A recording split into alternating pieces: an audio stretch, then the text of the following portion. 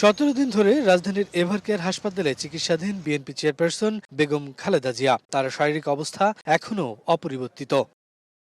এরই মধ্যে এন্ডোস্কোপি করে বেগম জিয়ার পাকস্থলী রক্তক্ষরণ বন্ধ করা হয়েছে। স্বাভাবিক এসেছে সিটি স্ক্যানের রিপোর্ট। দেশি বিদেশি চিকিৎসকের নিবিড় তত্ত্বাবধানে আছেন সাবেক প্রধানমন্ত্রী। দেশে এসে সশরীরে চিকিৎসা কার্যক্রম তদারকি করছেন পুত্রবধূ ডাক্তার জুবাইদা রহমান।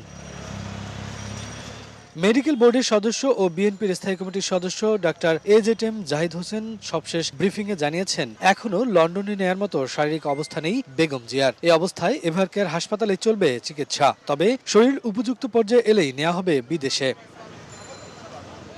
দীর্ঘদিন থেকে আর্থ্রাইটিস, ডায়াবেটিসের পাশাপাশি কিডনি, লিভার, ফুসফুস, হৃদযন্ত্র, চোখের সমস্যা সহ নানা জটিলতায় ভুগছেন বেগম খালেদা জিয়া। 23 নভেম্বর এভারকেয়ারে ভর্তি হন তিনি। ফুসফুস ও হৃদযন্ত্রের সংক্রমণ ধরা পড়ার পর সিসিইউতে রেখে চলছে চিকিৎসা।